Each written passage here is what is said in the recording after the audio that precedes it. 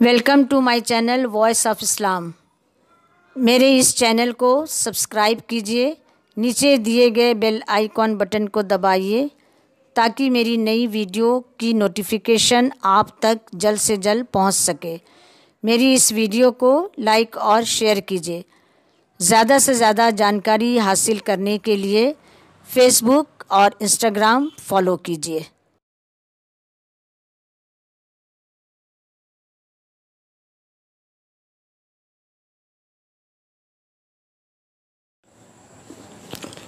अस्सलाम वालेकुम व रहमतुल्लाहि व बरकातुहू। बिस्मिल्लाहिर्रहमानिर्रहीम। रब्बि शरली सदरी व यस्सिरली अमरी वहलुल उक़दतिम मिन लिसानी यफ़क़हू क़ौली। बिस्मिल्लाहिर्रहमानिर्रहीम। मेरा आज का उन्वान है जंग यरमूक। जंग यरमूक में मैं जंग का वाक़या पेश नहीं करूँगी। जंग ने क्या पैगाम दिया उसके बारे में बताने जा रही हूँ। यह जंग इस्लाम वर्सेस क्रिश्चियनिटी के बीच हुआ था। रोमियो 30 लाख, इस्लाम 30,000। ईस्वी 636 6 दिन चली। इस जंग में एक मिसाल ये है खर्च का मिसाल, सहाबा की ज़िंदगी का मिसाल। ये मिसाल दुनिया के किसी भी कोने में नहीं मिल सकती। ऐसी मिसाल सारी दुनिया की तारीख़ में नहीं मिलेगी। ये एक सिंगल मिसाल है। हुकूमतों की तारीख़, बादशाहों की तारीख़, एडमिनिस्ट्रेशन की तारीख़ कहीं दिखाई नहीं देगी। आइए देखें जंग यरमूक ने क्या मिसाल, क्या पैगाम हमें दिया। एक भाई अपने भाई को जंग के बाद ढूंढने निकला। शाम तक कोई खबर नहीं आई। देखता हूँ या तो मेरा भाई जंग में मारा गया होगा या ज़ख्मी होगा या मौत के करीब होगा। यही सोचकर मश्क में पानी भरकर जंग मैदान यरमूक में पहुँचता है। भाई को ढूंढते हुए आगे बढ़ता है। बहुत देर के बाद उसका भाई उसको दिखाई देता है और वो ज़ख्मी हालत में पड़ा हुआ है। वाक़या ज़रा गौर से सुनिए, इससे हमें क्या पैगाम मिल रहा है। भाई को देखकर जो ज़ख्मी पड़ा है मश्क का ढक्कन खोलता है, सोचता है ज़ख्मी है, थोड़ा पानी पिला दूँ। भाई ज़ख्मी है, ज़ख्म से भरा हुआ है, उस हालत में भी तीर लगी हुई है, फिर भी इशारा कर रहा है मुझे पानी मत पिलाओ, ज़्यादा मुस्तहब करहाने वाला है। जो आवाज़ दे रहा है वह था अशाम बिन हाबिल आस।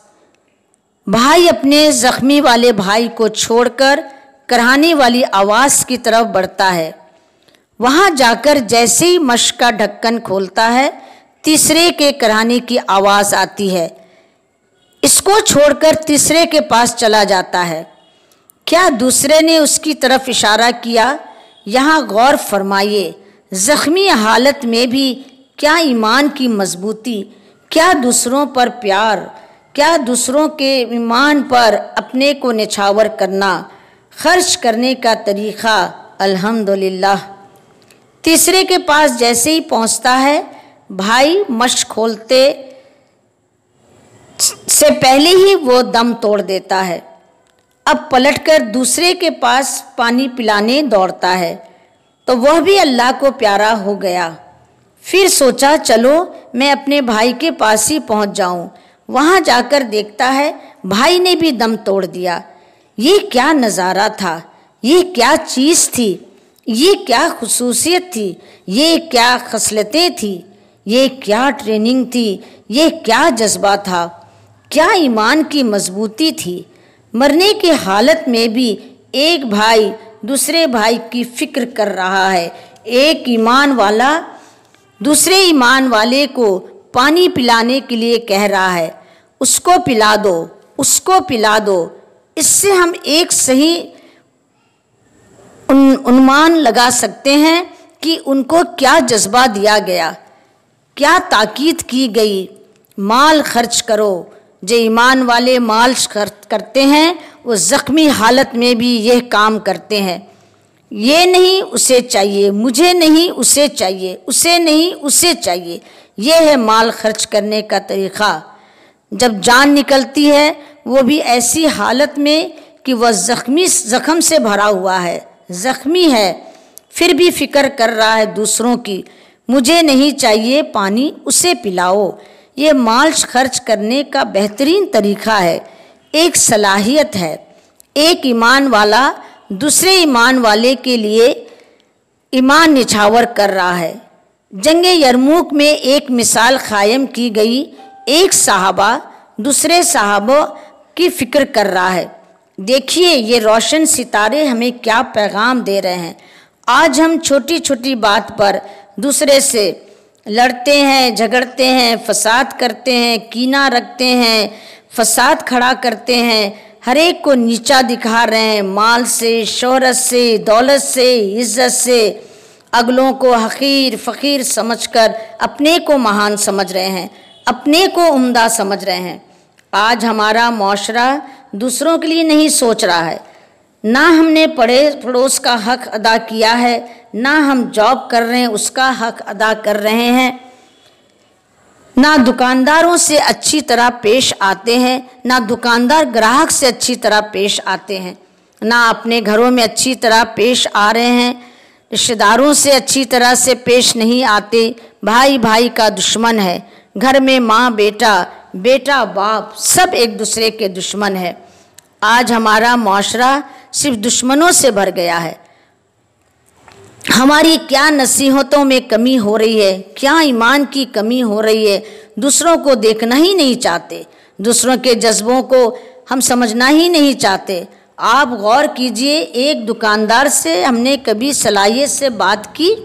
क्या जॉब में एक दूसरे का काम कर दिया, राह चलते किसी की मदद कर दी, किसी को अस्पताल ले जाकर पहुंचाया, किसी ज़ख्मी का ज़ख्म भरा? बिल्कुल नहीं। करते होंगे लेकिन अक्सरियत की बात हो रही है। तीमारदारी की हमें आज कोई सलाहियत ही नहीं। आज हम एक कन्फाइंड रूम में रह रहे हैं। अपनी बीवी, अपने बच्चे, अपना माल, अपनी शोहरत, अपना जज्बा। मुसलमान आज आइसोलेटेड हो गए हैं, न्यूक्लियर लाइफ जी रहे हैं। इससे ना हम कुछ हासिल कर रहे हैं, ना आगे बढ़ पा रहे हैं। आज हमारा दीन इतना कमज़ोर हो गया है, हम अपने बाल बच्चों को अच्छी नसीहत नहीं दे पा रहे हैं। बीवी, बच्चे, शौहर दूसरों के लिए कुछ करें, ये हमारा ईमान नहीं बन पा रहा है। हमारा जज्बा कमज़ोर हो गया है। वो ईमान वाले थे, पानी को भी तकसीम कर रहे थे। मुझे नहीं चाहिए, उसे दीजिए, उसको ज़रूरत है।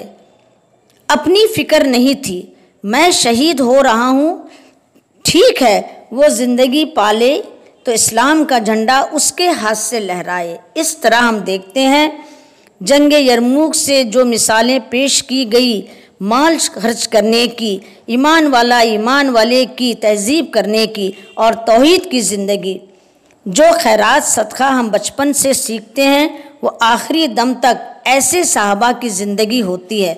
वरना हम सिर्फ अपने लिए अपने लिए अपने लिए सोचते रह जाते हैं। ऐसे में हम ना दीन के रहते हैं ना आखिरत के।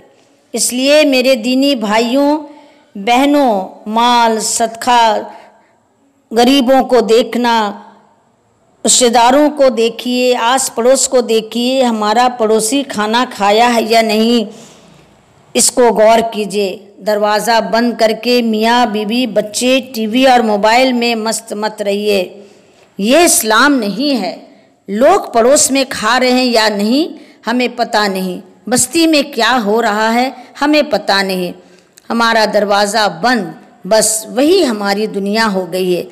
अगर सुन्नत और शरीयत पे हम चलें तो इस्लाम का झंडा यूं लहराएगा जैसे लोग इसकी मिसाल लेंगे।